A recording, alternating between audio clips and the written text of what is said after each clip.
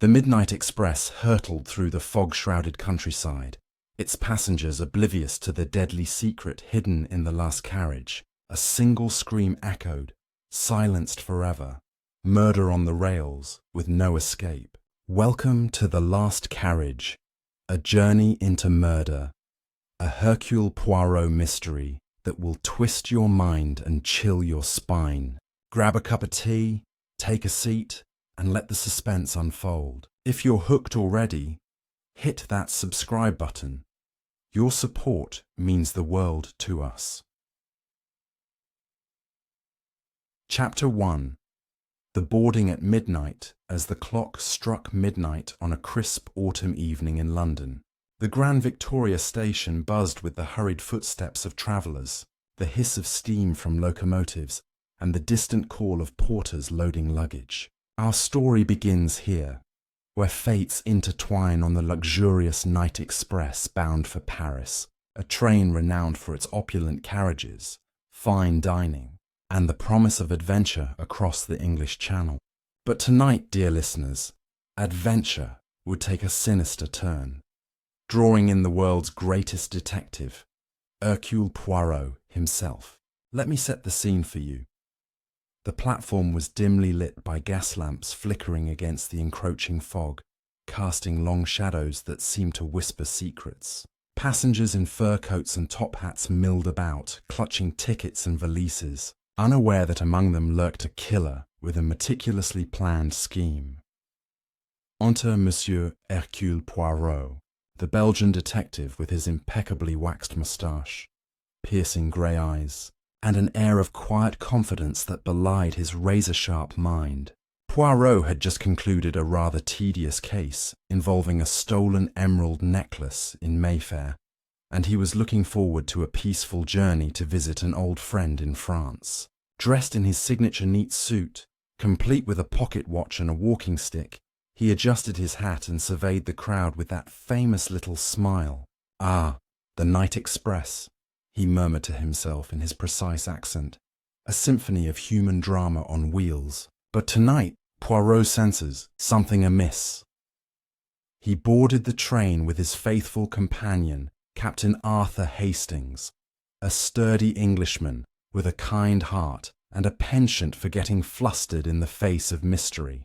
Hastings, ever the loyal friend, carried Poirot's small suitcase and chatted amiably about the weather, oblivious to the detective's subtle unease.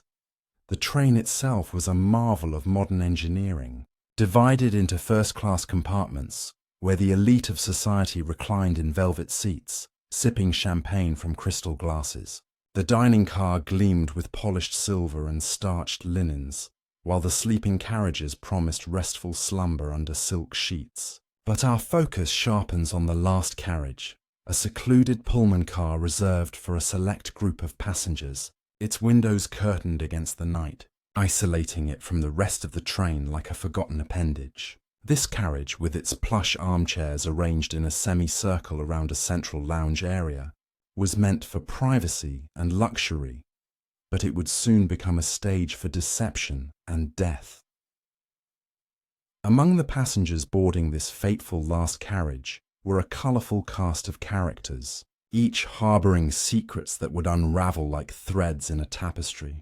First, there was Lady Evelyn Harrington, a wealthy widow in her 50s, draped in pearls and a sable fur, her sharp features etched with the lines of a life filled with scandalous affairs and disputed inheritances. She travelled with her timid niece, Miss Clara Beaumont, a young woman of 22 with wide, innocent eyes and a nervous habit of twisting her handkerchief. Clara was engaged to be married, but whispers suggested her fiancé's family disapproved, adding tension to her demeanour. Next came Dr. Heinrich Schultz, a German physicist of repute, his bald head shining under the lights, carrying a locked briefcase that he guarded like a treasure.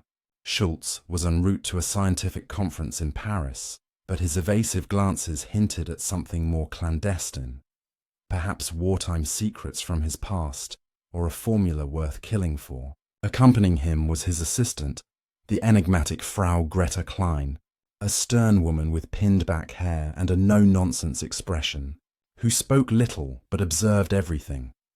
Then there was Mr. Victor Langdon, an American industrialist with a booming laugh and a cigar perpetually clamped between his teeth. Langdon had made his fortune in steel mills, but was rumoured to be fleeing creditors after a shady business deal gone wrong. His wife, the glamorous Mrs. Isabella Langdon, half his age and adorned in diamonds, clung to his arm with a smile that didn't quite reach her eyes, suggesting marital discord bubbling beneath the surface. Rounding out the group was Signor Luigi Rossi, an Italian opera singer with a flamboyant moustache and a voice like thunder, travelling with sheet music and a collection of rare wines.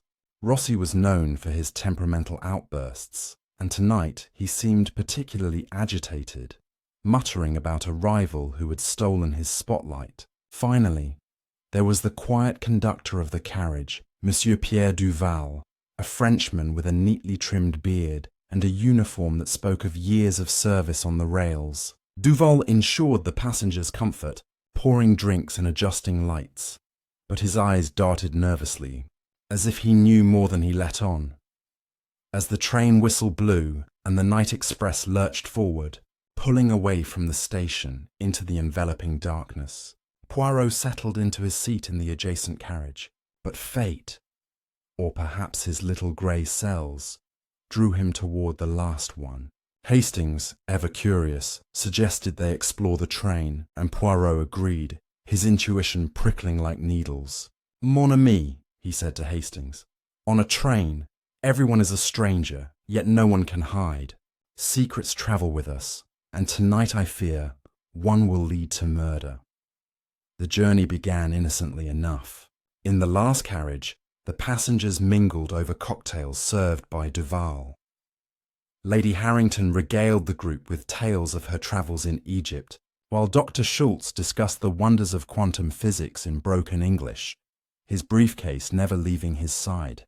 Clara Beaumont sat quietly, sketching in a notebook, her eyes occasionally flicking toward the window where the English countryside blurred by. Langdon boasted about his latest ventures, his wife rolling her eyes subtly, and Rossi hummed an aria under his breath, sipping his wine. But as the train crossed into the rural expanses, tension simmered. A heated exchange erupted between Langdon and Schultz when the physicist accidentally knocked over the American's drink. "Watch yourself, Fritz," Langdon barked, his face reddening. Schultz apologized stiffly, but Greta Klein's glare could have cut glass. Lady Harrington laughed it off, but Clara seemed frightened, clutching her aunt's arm. Rossi, ever the dramatist, proposed a toast to diffuse the mood. "To the night ahead, may it be as thrilling as my latest opera." Poirot, having wandered into the carriage for a nightcap, observed this all with keen interest. He introduced himself politely, his moustache twitching as he noted the undercurrents. "Ah, mesdames et messieurs, what a delightful assembly. Poirot is enchanted." Hastings beside him beamed, but the detective's mind was already at work, cataloguing faces, gestures, and potential motives. Little did they know, as the train rattled on toward the coast, that before dawn, one among them would lie dead in a locked compartment, the door bolted from within, with no apparent weapon or escape route. A classic locked room mystery that only Poirot's ingenuity could unravel. As the clock ticked past 1 a.m., the passengers retired to their berths, the carriage falling into an uneasy silence, broken only by the rhythmic clack of wheels on tracks. Duval dimmed the lights, bidding good night, but in the shadows, a figure moved stealthily, setting the stage for the horror to come. And so, our tale gains momentum, pulling us deeper into the web of intrigue. But what secrets do these travellers hide? And how will Poirot's arrival change everything? Stay tuned as we steam ahead into the heart of the mystery. Chapter 2. The Scream in the Night. The night express thundered through the darkness, its wheels slicing through the quiet of the English countryside as the fog thickened outside. Inside the last carriage, the air was heavy with the scent of cigar smoke and perfume, a lingering reminder of the earlier mingling. The passengers had retired to their private compartments, each sealed behind polished wooden doors, their secrets tucked away for the night, or so they thought. But as the clock neared 2 a.m., a piercing scream shattered the stillness, echoing down the narrow corridor of the last carriage. It was a sound that froze the blood, sharp and desperate, cut off abruptly as if choked by an unseen hand. This, dear viewers, is where our mystery takes its first deadly turn, pulling Hercule Poirot into a puzzle that would test even his brilliant mind. The scream came from the last compartment in the carriage, a luxurious suite reserved for Lady Evelyn Harrington. Hercule Poirot, roused from a light doze in his own berth one carriage away, sat upright, his grey eyes narrowing. "Hastings, mon ami," he whispered to his groggy companion. "That was no ordinary cry. It is the sound of death, or fear of it." Captain Hastings, rubbing sleep from his eyes, fumbled for his dressing gown, muttering, "Good Lord, Poirot, can't a man get a decent night's rest?" But Poirot was already on his feet, adjusting his tie with precision despite the hour, his mind racing. He slipped into the corridor, his polished shoes silent on the carpet, and made his way toward the last carriage, Hastings trailing behind like a loyal, if slightly bewildered, shadow. The corridor of the last carriage was dimly lit, the gas lamps casting a soft glow on the mahogany panelling. The other passengers had emerged from their compartments, drawn by the scream like moths to a flame. Dr. Heinrich Schultz stood clutching his briefcase, his bald head gleaming with sweat despite the cool night.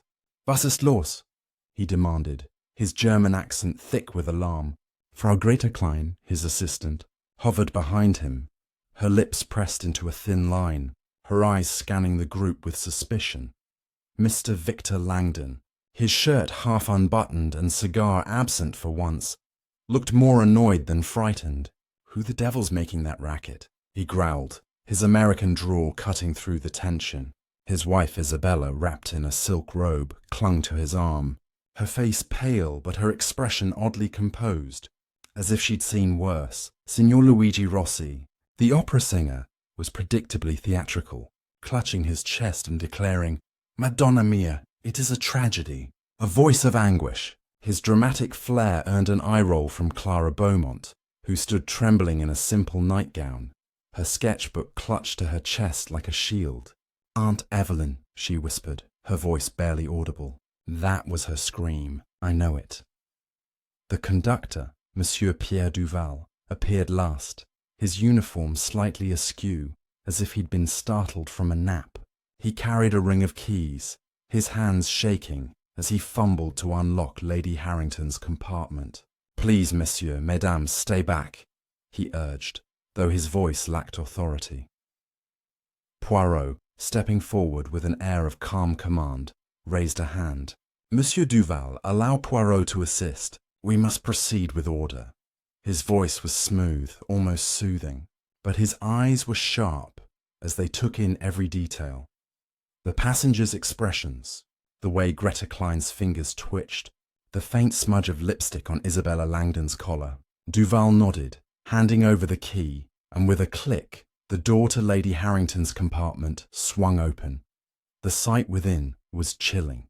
Lady Evelyn Harrington lay sprawled across the velvet bench of her compartment, her eyes wide open in a frozen stare, her pearls scattered across the floor like fallen stars. A thin trickle of blood ran from a wound at her temple, pooling on the cushion beneath her. The compartment was locked from the inside, the window bolted shut, and no weapon was in sight. It was a perfect locked-room murder, the kind that baffled lesser minds, but ignited a spark in Poirot's. "Mon Dieu," he murmured, kneeling beside the body, his gloved fingers hovering over the scene without touching. "The lady is dead, and yet the room tells a story of impossibility." Hastings, peering over Poirot's shoulder, gasped. "Good heavens, Poirot! How could anyone get in or out?" The door was locked, the window sealed. The other passengers crowded the doorway, their reactions a mix of horror and curiosity. Clara sobbed softly, burying her face in her sketchbook. while Rossi crossed himself dramatically. Langdon muttered something about damned bad luck, and Schultz adjusted his glasses, his face unreadable. Greta Klein whispered something in German to her employer, who nodded curtly.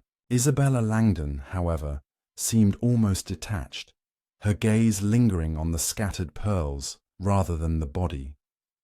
Poirot rose, dusting his knees with a handkerchief. "Mesdames et messieurs," he said, his voice cutting through the murmurs. "We have a crime most foul. This is no accident. Lady Harrington has been murdered, and the killer is among us." A collective gasp rippled through the group, and Duval, pale as a ghost, stammered. But how, Monsieur Poirot? The door was locked." Poirot's moustache twitched, a sign that his little grey cells were already at work. How indeed? That is the question, and Poirot will find the answer.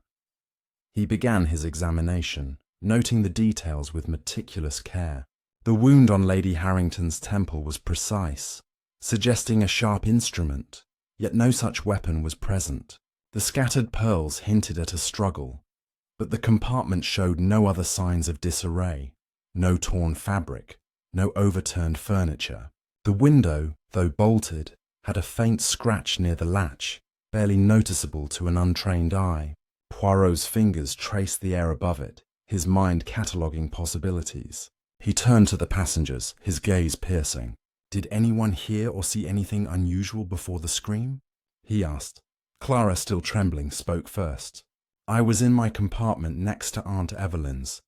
I heard her arguing with someone earlier, low voices, angry. I couldn't make out the words." Rossi nodded vigorously. "See, I too heard voices. A man, perhaps, in her compartment after dinner." Langdon scoffed. "Nonsense. Probably just the train rattling. I was asleep until that infernal scream." Isabella said nothing, her eyes fixed on the floor. Schultz claimed he'd been reviewing papers with Greta, and Duval insisted he'd been in the conductor's nook at the other end of the carriage. Poirot listened, his head tilted slightly, absorbing every word and inflection. "Very well," he said at last. "No one must leave this carriage until we reach Dover, where the authorities will be informed. But rest assured, Poirot will not wait for them to solve this crime." He instructed Duval to lock the compartment and guard it, then turned to Hastings. "Mon ami, we must observe and listen. The truth lies in the details, the little things that others overlook." As the passengers dispersed, some reluctantly, others eagerly, the train continued its relentless journey toward the coast. The fog outside seemed to press closer, as if conspiring to keep the secrets of the last carriage hidden. Poirot returned to his own berth, but sleep was far from his mind. He sat at a small table, sketching a map of the carriage in his notebook, marking each passenger's compartment and their proximity to Lady Harrington's. The locked door, the missing weapon, the scratch on the window, he mused aloud. And the pearls, why scatter them? A distraction, perhaps, or a message? Hastings, sipping a brandy to steady his nerves, shook his head. "It's impossible, Poirot. No one could have done this and vanished into thin air." Poirot smiled faintly. "Impossible? Non, Hastings. The impossible is merely the possible in disguise. We shall see what the morning reveals." And so, as the night express hurtled toward its next stop, the stage was set for Poirot to unravel the threads of this intricate crime. Who had motive to kill Lady Harrington? Was it a crime of passion, revenge, or something colder, more calculated? The answers lie ahead, waiting to be uncovered in the shadows of the last carriage. Stay with us as the mystery deepens, and the great detective begins to peel back the layers of deceit. Chapter 3. The Web of Motives. The night express continued its relentless journey through the fog-draped countryside. The rhythmic clatter of its wheels, a stark contrast to the tension simmering within the last carriage. The murder of Lady Evelyn Harrington had cast a shadow over the passengers, each now a suspect in the eyes of Hercule Poirot. As the train approached the faint glow of dawn, the great detective set to work, his mind a finely tuned machine sifting through the chaos of human emotions and hidden truths. This chapter, dear viewers, takes us into the tangled web of motives, where secrets begin to surface, and Poirot's little grey cells start to piece together the puzzle of who wanted Lady Harrington dead. In the dim light of the carriage's lounge, Poirot gathered the passengers, their faces a mix of exhaustion and unease. The air was thick with suspicion, and the faint scent of Lady Harrington's perfume still lingered, a ghostly reminder of the tragedy. Poirot stood at the centre, his small frame commanding attention, his moustache perfectly symmetrical despite the early hour. "Mesdames et messieurs," he began, his voice calm but firm, "a crime has been committed, and the killer is among us. Poirot will uncover the truth. But first, we must understand why Lady Harrington was targeted. Everyone, please, share where you were and what you heard before the scream." Captain Hastings, standing by Poirot's side, scribbled notes in a small pad, his brow furrowed as he tried to keep up. The passengers shifted uncomfortably, their eyes darting to one another. Clara Beaumont, her face pale and tear-streaked, spoke first, her voice trembling. "I was in my compartment trying to sleep. Aunt Evelyn and I had tea together after dinner, but she seemed distracted. She mentioned a letter she'd received in London, something that upset her, but she wouldn't tell me more." Clara's fingers twisted her handkerchief, and Poirot noted the genuine grief in her eyes, though he wondered if she knew more than she let on. Signor Luigi Rossi, ever the showman, threw up his hands. "I, Rossi, was practicing my scales in my berth, preparing for my Paris performance. I heard nothing but the train until that terrible scream." His flair for drama made Hastings raise an eyebrow, but Poirot's expression remained unreadable, though he noted Rossi's quick glance toward Clara, as if gauging her reaction. Dr. Heinrich Schultz adjusted his glasses, his briefcase still clutched tightly. "I was reviewing scientific notes with Frau Klein in our compartment. We heard no voices, no argument, only the scream." His tone was clipped, almost too precise, and Greta Klein nodded in agreement, her face a mask of stoicism. Poirot's eyes lingered on the briefcase, wondering what secrets it held. Could it be connected to Lady Harrington's death? Mr. Victor Langdon, his cigar now relit, puffed impatiently. "Look here, detective. My wife and I were in our compartment, minding our own business. I didn't hear a blasted thing until that scream woke me. This is a waste of time." Isabella Langdon, seated beside him, smoothed her silk robe and added softly, "I was reading. I heard nothing unusual." Her voice was calm, but Poirot noticed her fingers tapping lightly on her knee, a subtle sign of nerves. Monsieur Pierre Duval, the conductor, mopped his brow with a handkerchief. "I was in my nook checking the schedule. I heard no arguments, only the scream, and I ran to the compartment at once." His eyes darted to the floor, avoiding Poirot's gaze, and the detective made a mental note of his unease. Poirot paced slowly, his hands clasped behind his back. "Merci, everyone. Now let us consider the lady herself. Lady Harrington was a woman of wealth, connections, and perhaps enemies. Who among you knew her well?" Silence fell, heavy and telling. Clara raised her hand hesitantly. "She was my aunt, but we weren't terribly close. She took me in after my parents died. She could be difficult, always talking about her past, her scandals." Clara's voice faltered, and Poirot nodded encouragingly. "And this letter she mentioned?" he prompted. Clara shook her head. "She didn't show it to me, but it arrived just before we left London. She burned it in the hotel fireplace." Rossi cleared his throat. "I met Lady Harrington at a gala in Milan last year. She was, how you say, a patron of the arts. She admired my voice but argued with many people, businessmen, lovers. She had a sharp tongue."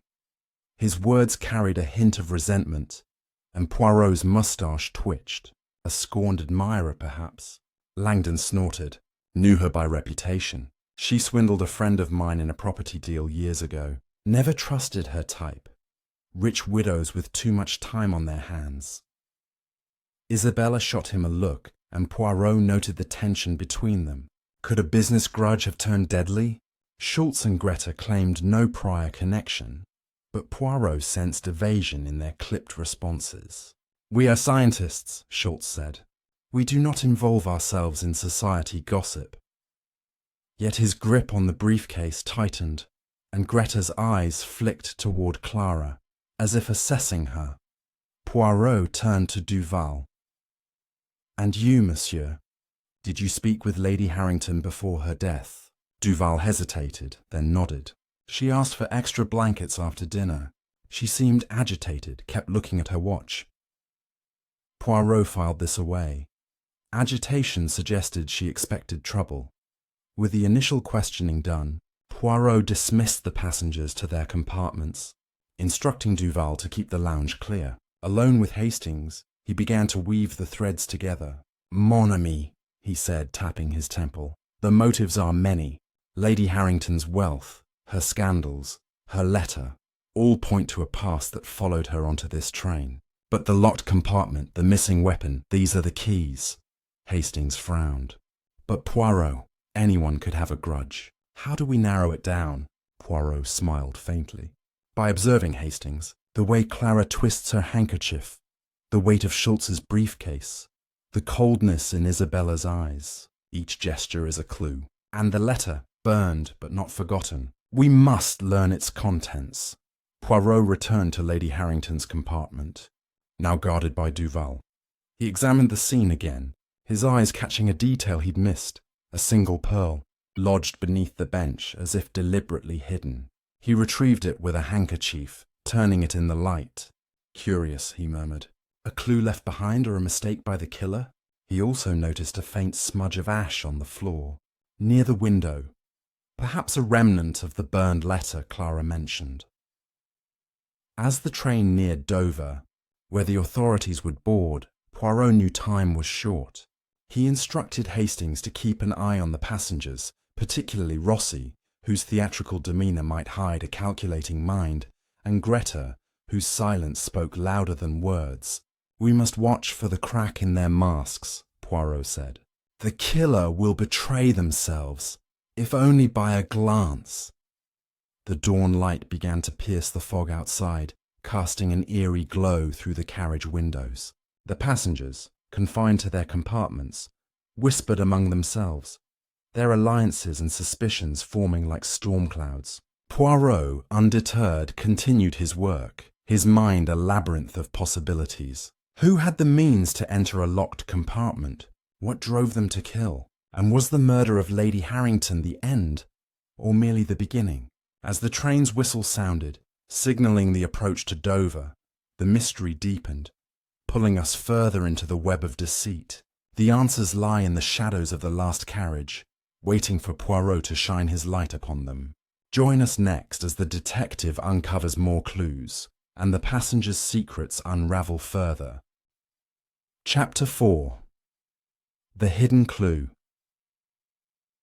The night express slowed as it approached Dover, the faint outline of the port city emerging through the thinning fog. Inside the last carriage, the air was thick with unease, the passengers confined to their compartments under Hercule Poirot's watchful eye.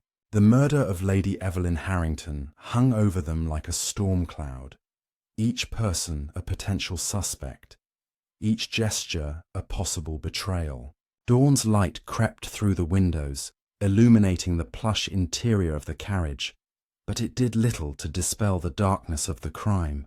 In this chapter, dear viewers, we follow Poirot as he uncovers a hidden clue that shifts the investigation, drawing him closer to the truth behind the locked room murder.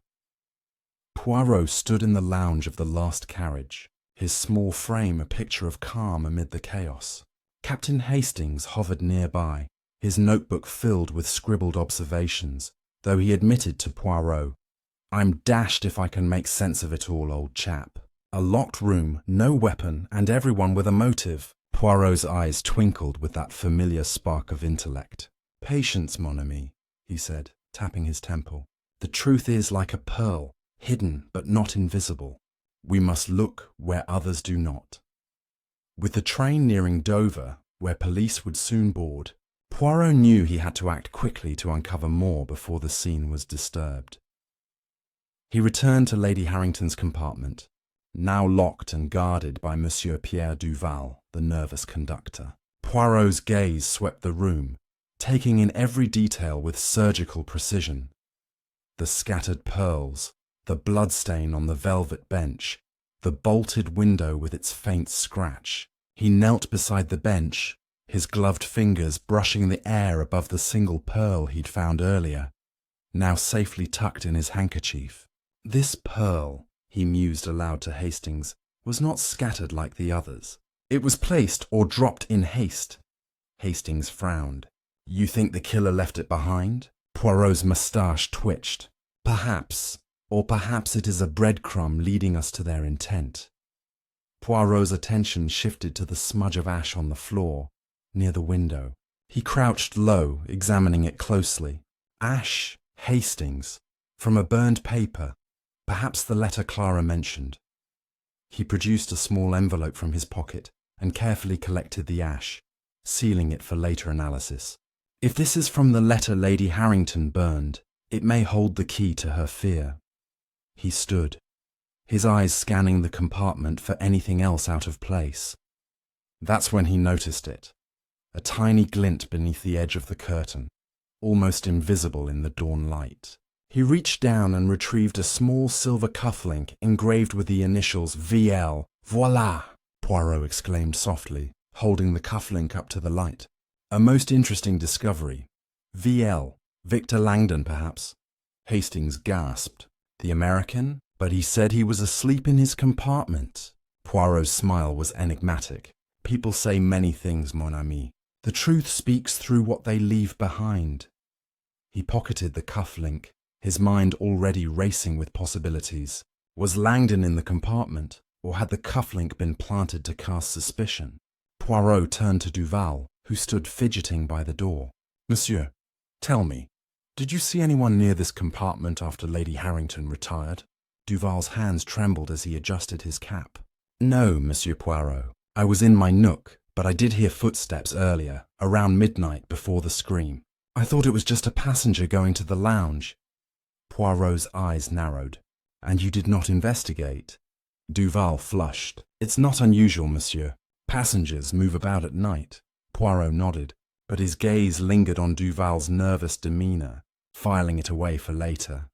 Leaving the compartment, Poirot decided to question the passengers again, this time with a sharper focus. He began with Victor Langdon, who was lounging in his compartment, a fresh cigar in hand. What's this about, detective? Langdon grumbled, his American accent brash. I told you! I was asleep! Poirot held up the cufflink, watching Langdon's reaction closely. This was found in Lady Harrington's compartment. VL. Your initials, no? Langdon's face reddened, but he recovered quickly. Plenty of people have those initials. Could have been there for weeks. I never set foot in her room. His wife Isabella sat silently, her eyes fixed on the cufflink, a flicker of something, fear, perhaps, crossing her face. Next, Poirot spoke with Clara Beaumont, who was sitting in the lounge, her sketchbook open to a half-finished drawing of a woman's face, strikingly similar to Lady Harrington's. Mademoiselle, Poirot said gently, this letter your aunt burned, can you recall anything about it? A name, a seal. Clara's eyes filled with tears. It was in a cream envelope with a red wax seal. I didn't see the sender, but Aunt Evelyn was upset after reading it. She said something about debts being called in. Poirot nodded, his mind connecting the ash to the letter. A debt, financial or personal, could be a powerful motive. Signor Luigi Rossi was next, his compartment a mess of sheet music and empty wine bottles. Signor Rossi, Poirot began, you mentioned meeting Lady Harrington in Milan. Did she have enemies there? Rossi waved a hand dramatically. Enemies? She had admirers who turned to enemies when she tired of them. A woman like her, beautiful, cruel, collects grudges like I collect arias. His laughter was forced, and Poirot noted the sweat on his brow. A jilted lover, perhaps, seeking revenge. Dr. Heinrich Schultz and Frau Greta Klein were questioned together, their responses as guarded as ever. "We knew nothing of Lady Harrington," Schultz insisted, his briefcase still at his side. "Our work is science, not scandal." Greta nodded, but her eyes darted to the cufflink when Poirot subtly displayed it. "You recognize this, Frau Klein?" Poirot asked. She shook her head quickly. Too quickly, Poirot thought. He made a mental note to investigate their connection further. As the train pulled into Dover station, the distant sound of police whistles signaled the arrival of the authorities. Poirot knew his time to control the scene was running out, but the cufflink and ash were significant steps forward. He confided in Hastings. "The cufflink may point to Langdon, but it is too convenient. A clever killer plants evidence to mislead. And the ash? Perhaps it holds the secret of the letter's sender." Hastings scratched his head. "But the locked room, Poirot. How did the killer get in and out?" Poirot's eyes gleamed. "That, mon ami, is a matter of method." And Poirot begins to see a pattern. As the passengers prepared to face the police, their nerves frayed. Poirot stood by the lounge window, watching the platform bustle with activity. The fog had lifted, but the mystery remained shrouded.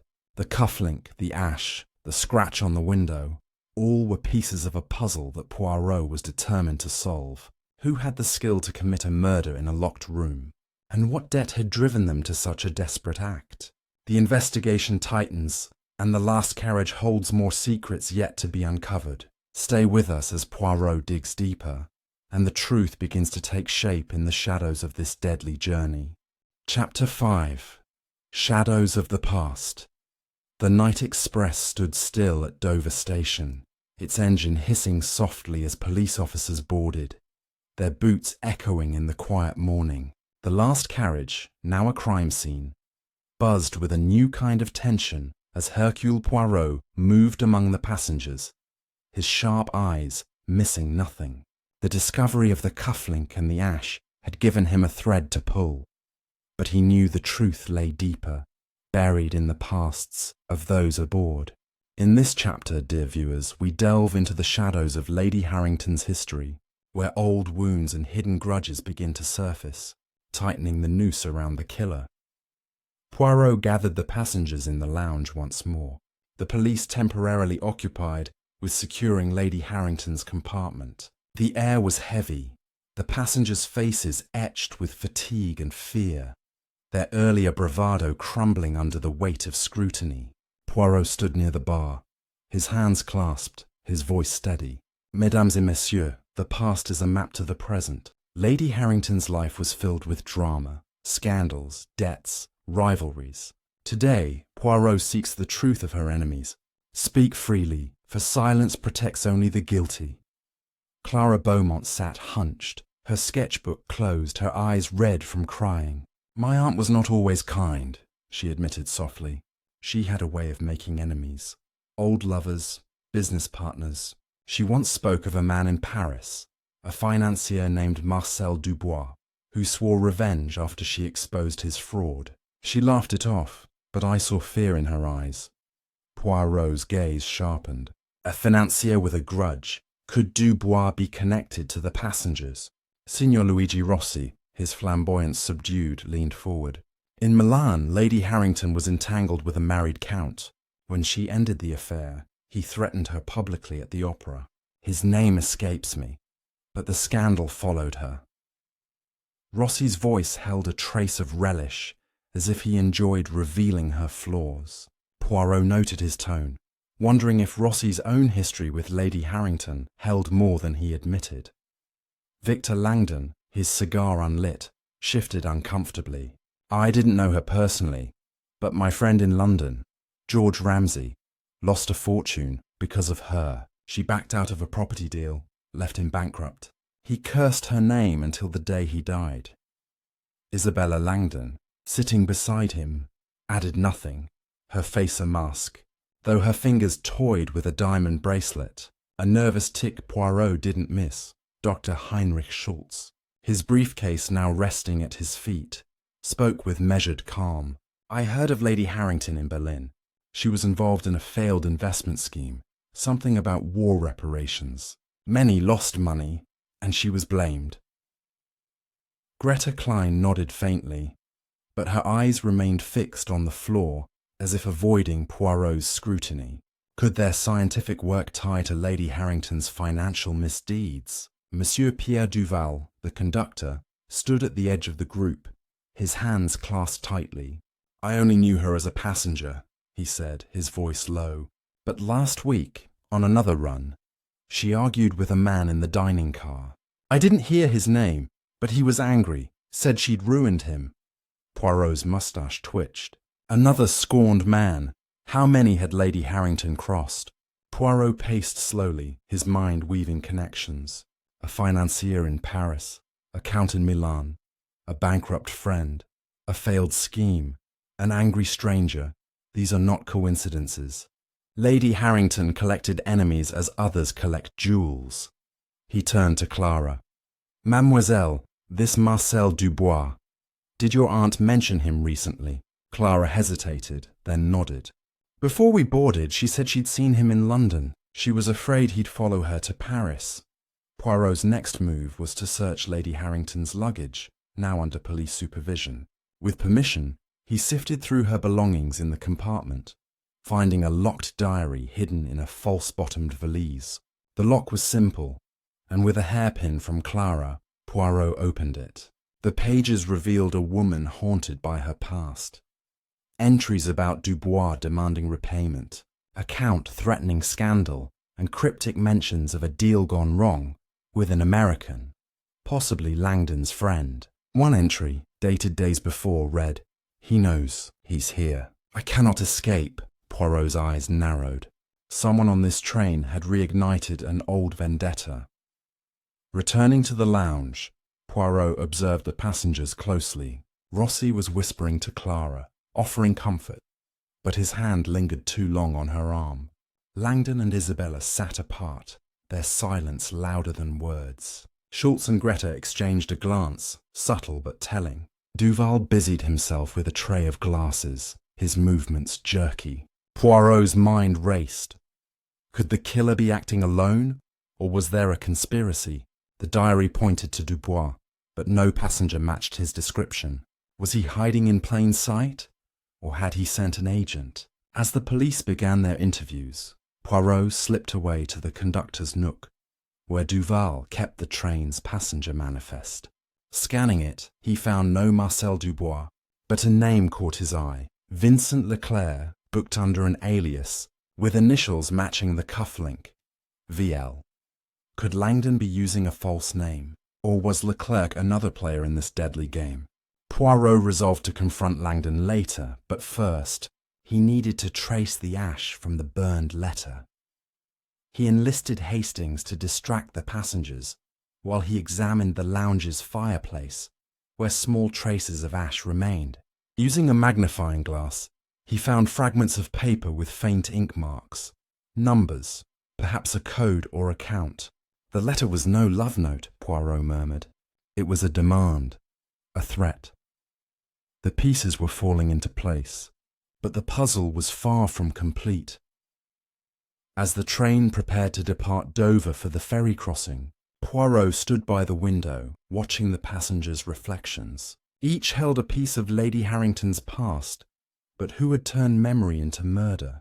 The diary, the initials, the ash, all pointed to a calculated act, but the locked room remained a riddle. The journey was far from over, and the last carriage held more secrets, waiting to be exposed as the train steamed toward Paris. Chapter 6. The Alibi. Game the Night Express, now aboard the ferry crossing the English Channel, swayed gently with the rhythm of the waves. The last carriage, sealed off by the police, remained a silent witness to Lady Evelyn Harrington's murder, its secrets locked within its walls. Hercule Poirot, undeterred by the rolling motion of the ship, moved with purpose, his mind focused on the alibis of the passengers. Each had claimed innocence, but their stories were like threads in a fraying tapestry. Some held firm, others unravelled under scrutiny. In this chapter, dear viewers, We watch Poirot play the alibi game, testing the passengers' truths and lies as the trail to the killer grows warmer. Poirot gathered the passengers in the ferry's private lounge, a temporary substitute for the train's opulent setting, its windows offering views of the grey sea. The group sat stiffly, their eyes wary as Poirot's calm voice cut through the murmur of waves. Mesdames et messieurs, an alibi is a shield, but a false one is a confession. Poirot will now examine your accounts of the night. Speak with care, for the truth is a relentless hunter. Captain Hastings stood by, his pencil poised, ready to catch any slip.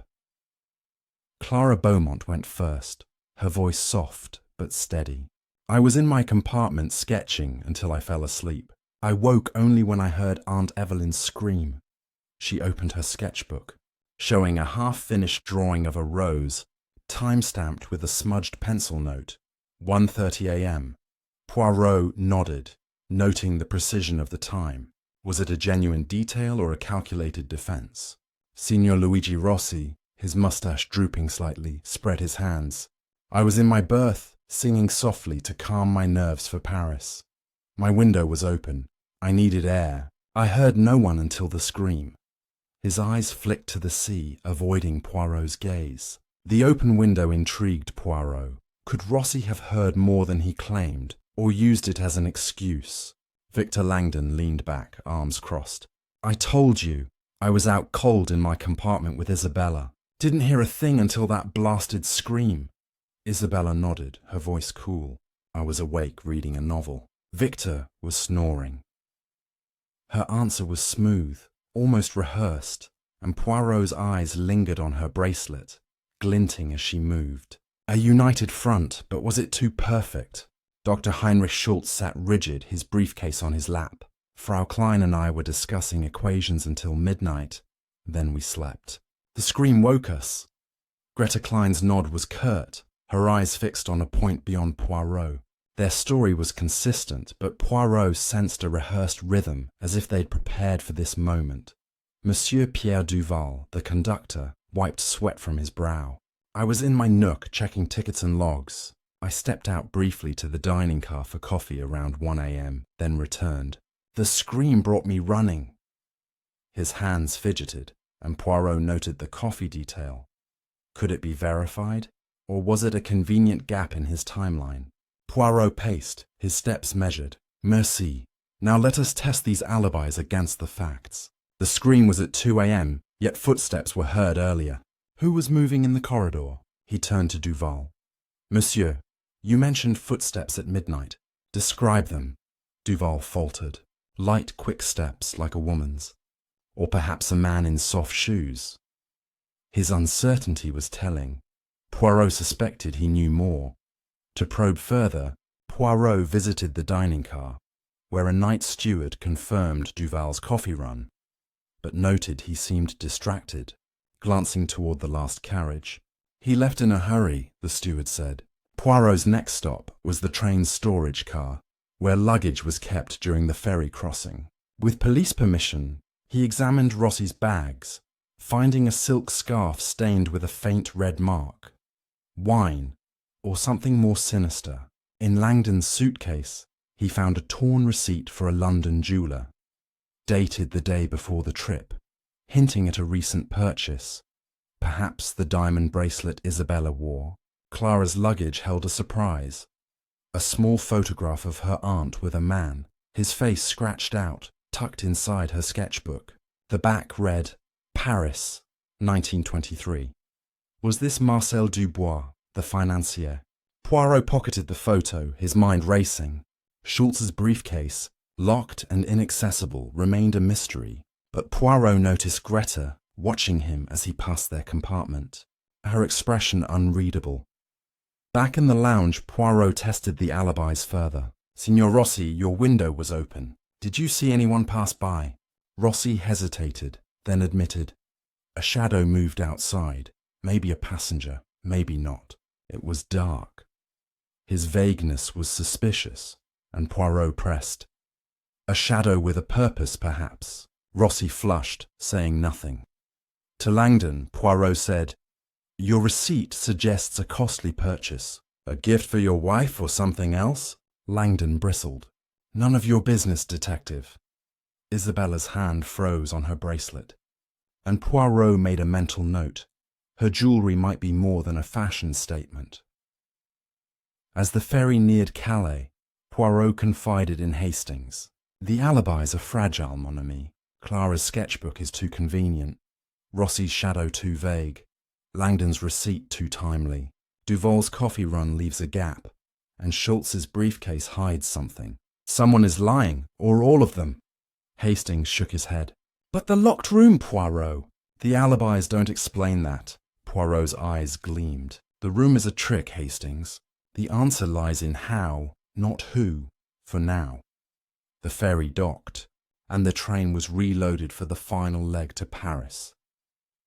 The passengers, now under police watch, returned to the last carriage. Their alibis tested but not broken. Poirot stood by the window, the French coast looming closer, his mind a whirlwind of clues. Scarf, receipt, photograph. The killer's mask was slipping, but their identity remained elusive. As the train prepared to depart, the mystery deepened, promising more revelations in the journey ahead. Chapter 7. The Frenchman's Secret. The night express, now steaming through the French countryside toward Paris, hummed with renewed energy. But the last carriage remained a cauldron of suspicion. The sea crossing had left the passengers rattled, their alibis tested but unbroken, and Hercule Poirot's sharp mind was closing in on the truth. The faint clues, photograph, scarf, receipt, hinted at deeper connections, but a new thread emerged, pulling the detective's attention to an unlikely figure. In this chapter, dear viewers, we uncover a secret tied to the conductor, Monsieur Pierre Duval, whose nervous glances and shaky hands reveal a past that intertwines with the murder of Lady Evelyn Harrington. Poirot stood in the corridor of the last carriage, the morning light filtering through the windows, casting long shadows across the polished wood. The passengers were confined to their compartments under police supervision, giving Poirot a moment to focus on Duval, who lingered near the lounge, polishing a glass with unnecessary vigour. Monsieur Duval, Poirot said, his voice low and deliberate. You have been most helpful, but Poirot senses you carry a burden. Speak now. What do you know of Lady Harrington beyond her blankets and coffee? Duval's hand froze, the glass nearly slipping from his grasp. The conductor's eyes darted to the floor, his voice barely a whisper. I knew her years ago, monsieur, in Marseille. She was different then, kind, generous. I was a young porter, in love with her, but she was far above my station. His confession spilled out haltingly, as if the words had been locked away for decades. She left me for a richer man, broke my heart. I never saw her again until this journey. Poirot's grey eyes studied Duval's face, noting the flush of shame and the tremble in his voice. A spurned lover. Could old wounds have turned to violence? Captain Hastings, listening nearby, raised an eyebrow. Good Lord, Poirot, the conductor. He's been running about like a scared rabbit. Poirot nodded, his expression unreadable. Indeed, mon ami, but a rabbit may bite when cornered. Let us learn more. He invited Duval to sit in the lounge, away from prying ears, and pressed gently. This man she left you for, who was he? Duval's jaw tightened. A businessman, Jacques Moreau. He died years ago, but she spoke of him last night, said his name with fear, as if his ghost haunted her. Poirot's mind raced. Jacques Moreau, was he connected to Marcel Dubois, the financier Clara mentioned, or another figure from Lady Harrington's tangled past? He decided to search Duval's nook, a cramped space at the carriage's end, while Hastings kept watch. Inside, Poirot found a worn photograph tucked behind a timetable. A younger Duval with Lady Harrington, both smiling on a Marseille pier. On the back, in faded ink, was written, Evelyn and Pierre, 1905. Beneath it, a folded letter, yellowed with age, caught Poirot's eye. It was from Lady Harrington apologizing for leaving Duval, mentioning debts to Moreau I cannot escape. The letter was a revelation. It suggested Lady Harrington's life had been shaped by financial and romantic entanglements, possibly linked to her murder. Poirot pocketed the letter, intending to compare its handwriting to the ash fragments from the burned note. He confronted Duval, holding up the photograph.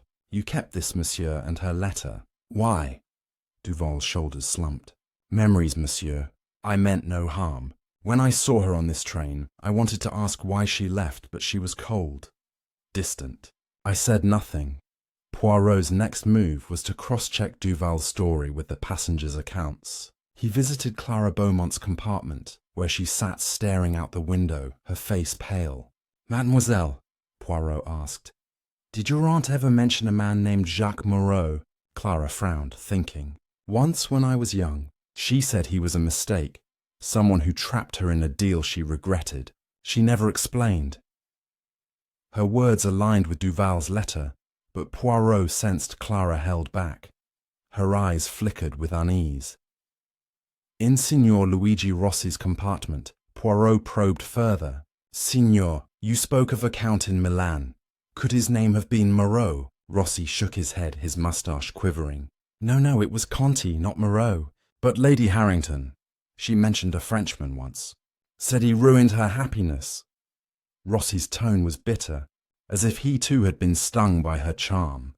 Victor Langdon, when questioned, dismissed the name. "Never heard of Moreau. Sounds like another of her schemes." Isabella, however, paused before answering, her fingers brushing her bracelet. "I heard her mention a Frenchman in passing in London. She seemed nervous." Her hesitation was subtle, but Poirot caught it. Was she hiding a connection? Dr. Heinrich Schultz and Greta Klein, as always, claimed ignorance. "We are scientists, not gossips," Schultz said curtly, but Greta's eyes lingered on Poirot's notebook, where he'd sketched the initials J.M. Poirot pressed. "Frau Klein, you react to the name Moreau." "Why?" She stiffened. "I react to nothing, monsieur." Her denial was too sharp, and Poirot marked her as a puzzle piece yet to fit. As the train neared Paris, Poirot confided in Hastings. "Duval's secret ties him to Lady Harrington's heart, but the name Moreau weaves through this mystery like a thread. Was he the man in the burned letter, or a ghost from her past?" Hastings scratched his head. "But the locked room, Poirot! Duval was in his nook, wasn't he?" Poirot's smile was faint. "A nook is not far from a compartment, mon ami, and a conductor has keys." The passengers grew restless, sensing the net tightening. Duval, now under scrutiny, avoided Poirot's gaze, busying himself with trivial tasks. The letter, the photograph, the name Moreau, all pointed to a motive rooted in love and betrayal, but the mechanics of the locked room murder remained elusive. As the train's whistle signaled the approach to Paris, Poirot knew the final pieces were close, hidden in the last carriage's shadows, waiting for his genius to bring them to light. Chapter 8. The Phantom Passenger. The night express rolled closer to Paris, its wheels singing a relentless song against the tracks as the French countryside blurred past in hues of green and gold. Inside the last carriage, the atmosphere was taut, the passengers' nerves frayed by the looming shadow of Lady Evelyn Harrington's murder. Hercule Poirot, his mind a whirl of connections, had uncovered threads of betrayal and hidden pasts. But a new mystery emerged, a phantom passenger whose presence threatened to unravel the case. In this chapter, dear viewers, we follow Poirot as he chases a ghost in the train's records, revealing a figure who may hold the key to the locked room riddle. Poirot stood in the conductor's nook, a cramped space cluttered with timetables and ticket stubs, his eyes fixed on the passenger manifest he'd examined earlier. The name Vincent Leclerc, with initials matching the cufflinks VL, gnawed at him. It was listed as an alias, but no passenger claimed it. "Mon ami," he said to Captain Hastings, who leaned against the doorframe. A train is a closed world, yet someone moves unseen. This Leclerc, he is our phantom. Hastings frowned, clutching his notebook. A stowaway, Poirot? On a train this posh? Poirot's moustache twitched. Not a stowaway, perhaps, but a shadow with a purpose. Poirot summoned Monsieur Pierre Duval, whose face paled as he entered the nook. Monsieur, Poirot said, holding up the manifest, this Vincent Leclerc. Who is he? His name appears, yet no one answers to it. Duval's hands shook as he adjusted his cap. I don't know, monsieur. The ticket was booked last minute, paid in cash. He never boarded, or so I thought. His voice wavered, and Poirot's gaze sharpened. You thought? Or you know more? Duval swallowed hard. I saw a man, briefly, in London, near the platform. Tall, dark coat, hat low. He handed me the ticket, said he'd board later. I didn't see him again. This revelation sent Poirot's mind racing. A man who booked a ticket but vanished. Could he have slipped into the last carriage undetected? Poirot decided to search the train's undercarriage, a narrow space accessible through a service hatch. With Hastings' reluctant help, he descended into the dusty, rattling compartment, his flashlight cutting through the gloom. There, wedged between pipes, he found a crumpled ticket stub for Vincent Leclerc, dated for the night express. Nearby was a single cigarette butt, its brand French, uncommon in England. A clue, Hastings, Poirot said, pocketing both. Our phantom was here, but where is he now? Back in the last carriage, Poirot observed the passengers with renewed scrutiny. Clara Beaumont sat in her compartment, sketching absently, her eyes distant. Poirot approached, his voice gentle. Mademoiselle, this man your aunt feared. Could he have been tall, in a dark coat? Clara's pencil paused. I saw someone like that at Victoria Station watching us. Aunt Evelyn turned pale when she noticed him.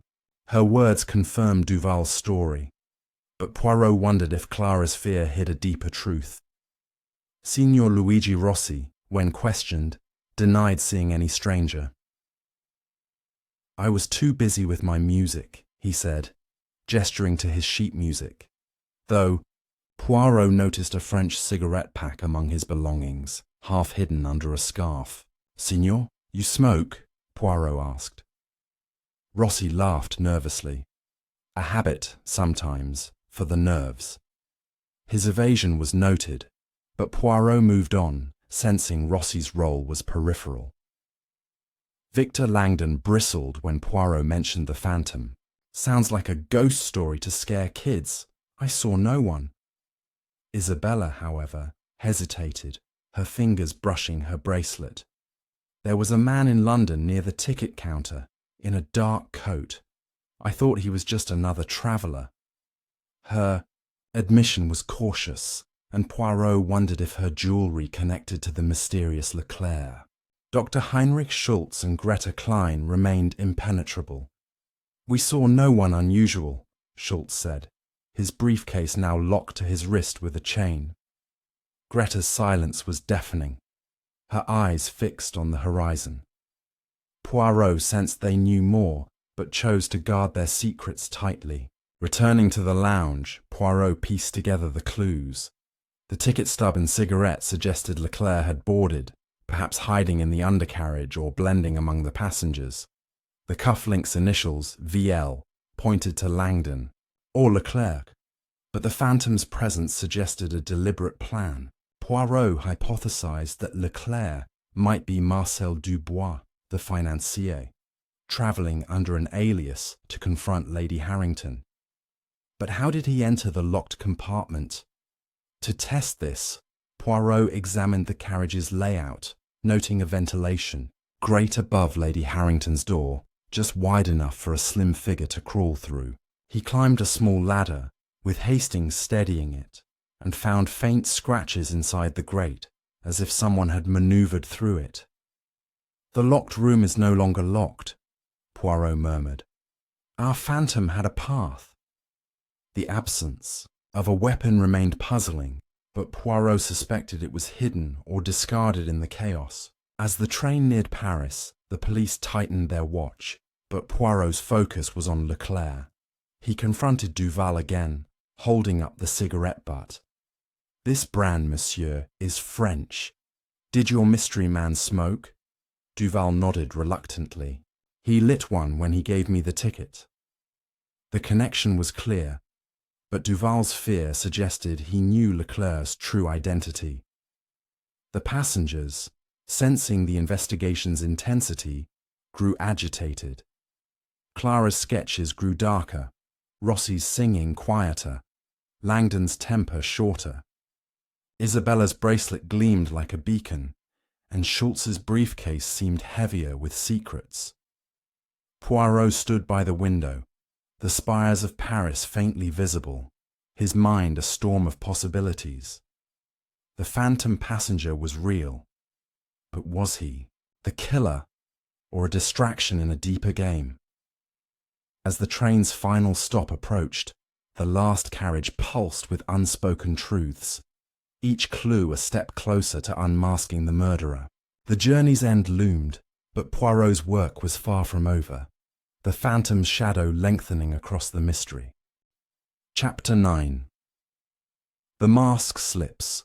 The night express steamed into the outskirts of Paris, its whistle cutting through the morning air as the city's skyline emerged in the distance, all spires and golden light. Inside the last carriage, the tension was palpable.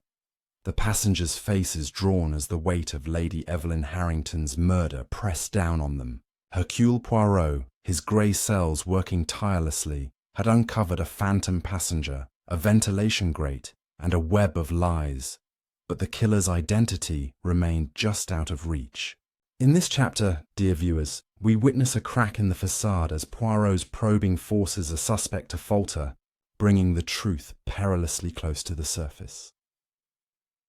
Poirot gathered the passengers in the lounge one final time before reaching Paris, where the French police awaited. The room was bathed in soft daylight, but the atmosphere was heavy, the passengers' eyes darting like trapped animals. Poirot stood at the centre, his small stature commanding silence, his voice steady. "Mesdames et messieurs, the game is nearly over. The clues, cufflink, ash, grate, point to a truth you cannot hide. One of you will betray themselves today. Speak now, or Poirot will speak for you." Clara Beaumont, clutching her sketchbook, looked frail, her eyes hollow. "I've told you everything," she whispered, but her fingers trembled, smudging a fresh drawing of a man's silhouette.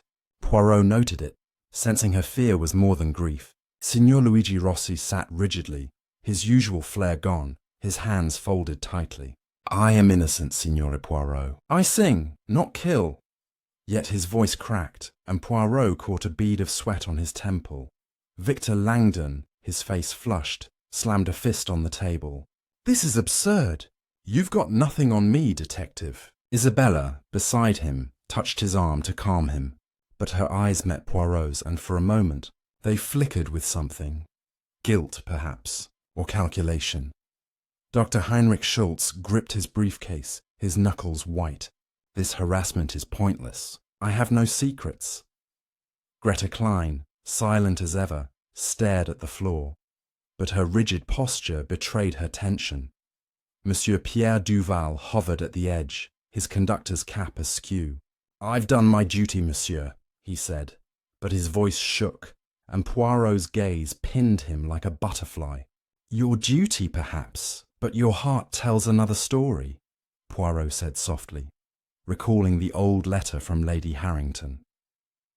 Poirot began with Isabella Langdon, whose bracelet had drawn his eye. "Madame, your jewellery, it is new, non? A gift, perhaps, from a man in a dark coat." Isabella's hand froze on the bracelet, her composure slipping. "It was a present from Victor," she said quickly. Langdon nodded, but his eyes narrowed. Bought it in London, like I said. Poirot produced the jeweller's receipt, its date and amount suggesting a purchase far costlier than a simple gift. This was for a diamond necklace, monsieur, not a bracelet. Where is it? Langdon's jaw tightened and Isabella's face paled. Lost, she murmured, but Poirot saw the lie in her eyes. Turning to Schultz, Poirot pressed harder. Herr Doctor, your briefcase. Why chain it to your wrist? What do you fear? Schultz's voice was cold. My work is confidential. Papers, nothing more. But Greta's sudden glance at him betrayed a shared secret. Poirot leaned closer. Papers or proof of a debt Lady Harrington owed you? Schultz flinched. A rare crack in his armour, and Greta's hand twitched as if to silence him. Poirot then faced Rossi. Signor, your cigarette pack. French, like the butt in the undercarriage. Were you there, meeting this Vincent Leclerc? Rossi's face reddened. I smoke, yes, but I was in my berth. I saw no one. His protest was too loud, and Poirot noted Clara's uneasy glance toward him, as if she feared his outburst. Clara was next. Poirot held up the photograph of Lady Harrington with the scratched-out face. This man, mademoiselle, who is he? Clara's breath hitched. I don't know. I found it in Aunt Evelyn's things years ago. She said it was a mistake. Her voice wavered, and Poirot sensed she was protecting someone, or something. Finally, Poirot turned to Duval. Monsieur, you loved Lady Harrington once. Did her rejection drive you to vengeance? Duval's eyes filled with tears. I could never harm her, monsieur. I kept her letter to remember her kindness, not her cruelty. But his trembling hands suggested a deeper conflict, and Poirot wondered if love had twisted into something darker. As the questioning ended, a commotion erupted. Greta Klein, silent until now, stood abruptly, her voice sharp. Enough! You accuse us all, but you have no proof. Her outburst startled Schultz, who grabbed her arm, whispering fiercely in German. Poirot's eyes gleamed. He had struck a nerve. Frau Klein, your silence speaks, but your words betray. What do you hide? Greta sat down, her face ashen, and Schultz's grip tightened on his briefcase. Poirot stepped back, addressing the group. The mask slips, mes amis. The cufflink points to Langdon. The cigarette to Rossi. The photograph to Clara's secrets. The briefcase to Schultz. And the letter to Duval's heart. But one of you used the ventilation grate to enter and kill. Poirot is close. The passengers exchange glances. Their alliances fraying. Alone with Hastings, Poirot examined the ash fragments again, piecing together a partial word. Dubois. The financier's name resurfaced, tying to the phantom passenger. Vincent Leclerc is Marcel Dubois, Poirot murmured. He was here, but where now? Hastings shook his head. Vanished, Poirot? Or hiding among us? Poirot's smile was grim. Hiding, mon ami. The killer wears a face we know. As Paris loomed closer, the last carriage pulsed with fear and deception. Poirot's pressure had cracked the passengers' facades, but the killer's mask still held. The final stop was near, and with it, the moment of truth, as the detective prepared to unmask the murderer in the heart of the mystery. Chapter 10. The Final Revelation. The night express pulled into Paris's Gare du Nord, its brakes screeching as the journey reached its end. The last carriage, a silent witness to Lady Evelyn Harrington's murder, was now surrounded by French police, their voices a low hum in the bustling station. Hercule Poirot stood in the lounge, his small frame radiating certainty, his grey eyes piercing the gathered passengers. The clues, cufflink, ash, photograph, cigarette, grate, had woven a tapestry of deceit, and now, with Paris as his stage, Poirot was ready to unveil the killer. In this final chapter, dear viewers, every secret is laid bare, the locked room mystery solved, and the murderer unmasked. The passengers sat in a tense semicircle, their faces a mix of dread and defiance. Clara Beaumont clutched her sketchbook. Signor Luigi Rossi fidgeted with his scarf. Victor Langdon glared. Isabella's bracelet gleamed. Dr. Heinrich Schultz gripped his briefcase. Greta Klein stared blankly, and Monsieur Pierre Duval stood nervously by the door. Poirot clasped his hands, his voice clear and commanding. Mesdames et messieurs, the murder of Lady Evelyn Harrington was no simple crime. It was a masterpiece of deception, executed in a locked room. But Poirot's little grey cells have unravelled the truth. He began with the crime itself. Lady Harrington was struck at the temple, her pearls scattered, in a compartment locked from within. No weapon was found, the window bolted, yet a ventilation grate bore scratches, and a cufflink marked VL lay hidden. Ash from a burned letter, a French cigarette, a photograph, a costly receipt, all pointed to a killer among you. The passengers shifted, eyes darting, but Poirot's gaze held them fast.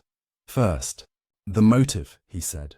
Lady Harrington's past was a battlefield of broken hearts and ruined fortunes. A financier, Marcel Dubois, sought revenge for her betrayal. A count in Milan, a businessman in London, a lover in Marseille, all bore grudges, but one name echoed: Dubois. Poirot turned to the manifest. Vincent Leclerc, an alias with initials VL, booked a ticket but vanished. He was Dubois, our phantom passenger. Poirot faced Victor Langdon. Monsieur, your cufflink was found in the compartment. You claimed it was not yours, yet your receipt for a diamond necklace suggested a secret. Langdon's face reddened, but Isabella spoke, her voice sharp. It was a gift for me, not evidence. Poirot smiled faintly. Non, madame. The necklace was never bought. The receipt was a forgery, planted to mislead. But your bracelet, stolen from Lady Harrington's collection, betrays you. Isabella's hand froze, her eyes wide. He turned to Rossi. Signor, your French cigarette matched the one in the undercarriage, where Dubois hid. You met him, did you not? Rossi paled. I only spoke to him in London, about a performance. I swear! Poirot nodded. You are a pawn, not the king. To Clara he said, Mademoiselle, your photograph showed a man, face scratched out. Dubois, your aunt's enemy. You knew he followed her, yet said nothing. Clara's tears fell. I was scared. He threatened her in London, but I didn't know he'd kill her. Poirot's tone softened. You are innocent, but fear silenced you. Schultz and Greta were next. Herr Doctor, your briefcase holds no papers, but a debt ledger, yes? Lady Harrington owed you money from a failed scheme. Schultz's jaw tightened, but Greta spoke, her voice low. We only wanted repayment, not her life. Poirot nodded. Your secret is greed, not murder. Finally, he faced Duval. Monsieur, your love for Lady Harrington turned to pain. You kept her letter, saw her fear. Did you help Dubois? Duval shook his head, tears streaming. I loved her still. I saw the man in the dark coat, but I didn't act. Poirot stepped back, his voice rising. The killer is Marcel Dubois, alias Vincent Leclerc. He boarded in secret, hid in the undercarriage, and used the ventilation grate to enter Lady Harrington's compartment. He struck her with a heavy ring on his finger, her own stolen diamond reset as a weapon. He scattered her pearls to stage a struggle, burned his threatening letter, and fled through the grate, leaving the cufflink to frame Langdon. But Poirot wasn't finished. Dubois is not among us now, but he had an accomplice. He turned to Isabella Langdon. Madame, you knew Dubois. You met him in London, accepted his plan to steal Lady Harrington's jewels and kill her for revenge. You wore her bracelet thinking it safe, and helped Dubois plant the cufflink. Isabella's face crumpled, her voice a whisper. He promised me wealth. I didn't mean for her to die. The police stepped forward, handcuffs ready, as Isabella's confession sealed her fate. Poirot explained the final pieces. Dubois had escaped at Dover, blending into the crowd, but the cigarette and ticket stub marked his path. The great scratches confirmed his entry, and the ash revealed his name. The locked room was no mystery, only a clever trick. As the passengers were led away, some relieved, others shaken, Poirot confided in Hastings. Mon ami, the human heart is the true locked room. Greed, love, revenge, they unlock all doors. Hastings nodded, awestruck. You've done it again, Poirot. The last carriage, now empty, stood silent as the police cleared the scene. Paris bustled outside, unaware of the drama within. Poirot adjusted his hat, his work complete, the killer and accomplice exposed. The night express had reached its final stop, but its story would linger, a testament to the brilliance of Hercule Poirot.